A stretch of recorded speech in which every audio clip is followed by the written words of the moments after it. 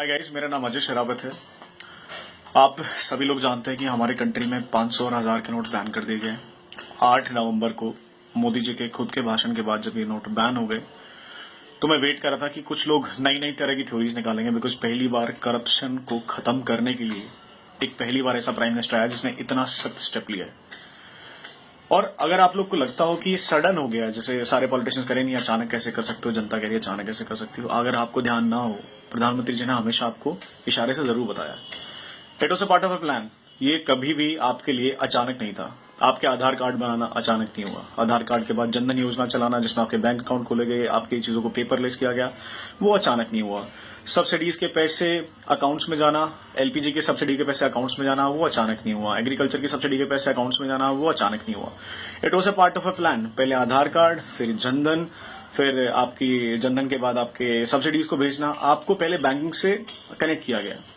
लेकिन फिर भी बिकॉज मेरा कंट्री कभी से आलसपने में जूझता रहा है, तो बहुत सारे मेरे महानुभावों ने, बहुत सारे लाखों लोगों ने बैंक अकाउंट तब भी नहीं खुलवाए।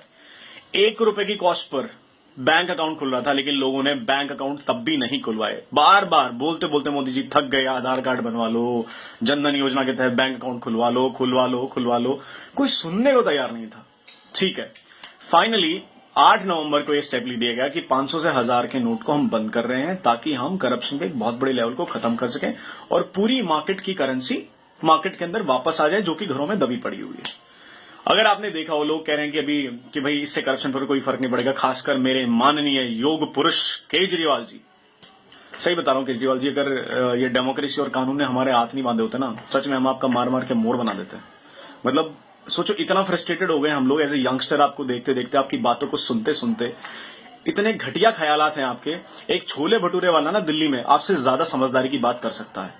और कौन लोग? क्यों? क्योंकि मोदी जी ने आपके करप्शन का एजेंडा छीन लिया है। आप आए थे ना करप्शन का एजेंडा लेके, क्योंकि आज मोदी जी ने करप्शन का एजेंडा ले लिया, तो आप सोच रहे हो कि मैं इलेक्शन किस ब्याह पर लड़ूंगा।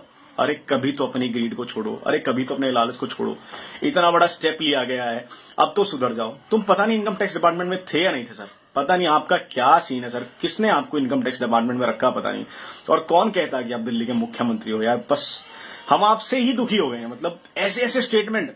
अच्छा देखो, करप्शन के केस से कौन कौन बौखलाया। अरविंद केजरीवाल जेन्युइन था, राहुल गांधी जेन्युइन है भाई, जिंदगी भर परिवार ने घोटाला ही तो किया, और क्या किया है। कौन कौन अगेंस्ट खड़े हैं? मुलायम सिंह यादव मुलायम सिंह यादव को आप ऑनेस्ट लीडर मानते हो? लालू प्रसाद यादव, उसका जो फॉर्डर घोटाले में तो खुद जेल से छूटा, उसको आप ऑनेस्ट लीडर मानते हो?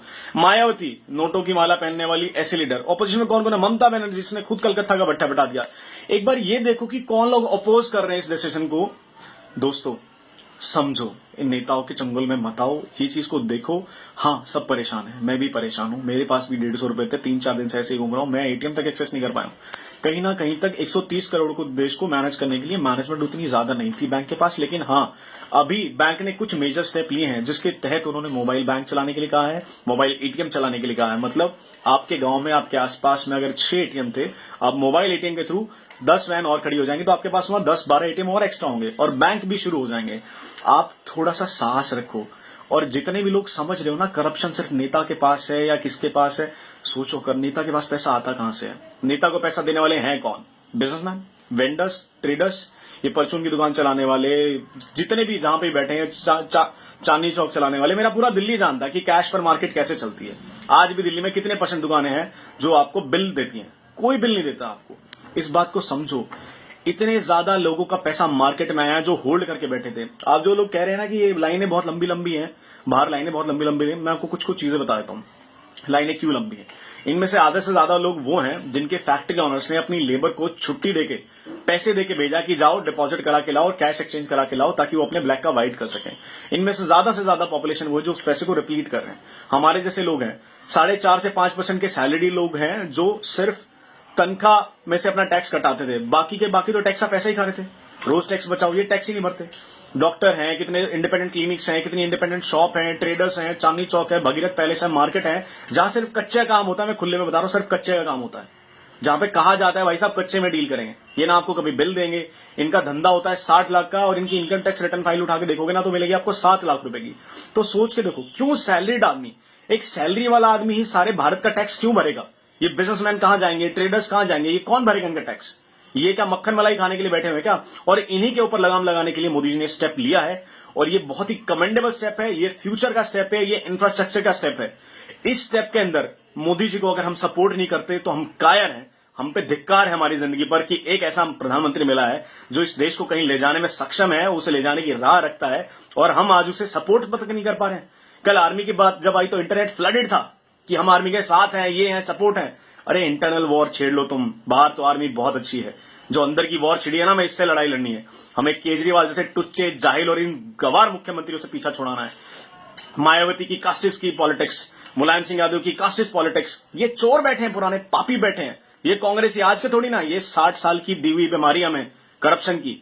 और मैं आपको कहता हूं, वादा दिलाता हूं, जो इंफ्रास्ट्रक्चर अभी मोदी जी डेवलप कर रहे हैं ना, आप देखना आने वाले टाइम में इससे भविष्य बदलेगा। आज हम सब भारतीयों का, सबके सब सिटीजन्स की जिम्मेदारी है, अधिकार है, रिस्पॉन्सिबिलिटी कि आज हम पर जो भी हो रहा है हम उसे झेलें, मोदी जी का साथ दें और इस करप्शन की लड़ाई में मोदी जी के साथ खड़े हों। मोदी जी, मैं आपके साथ खड़ा हूं और मेरे साथ पता नहीं कितने हजारों लाखों यंगस्टर आपके साथ खड़े हैं। अगर कोई इसके खिलाफ लड़ेगा तो हम उसके खिलाफ भी लड़ेंगे, लेकिन ये करप्शन की लड़ाई अब जारी रहेगी। मोदी जी, आपके स्टेप के लिए जय हिंद।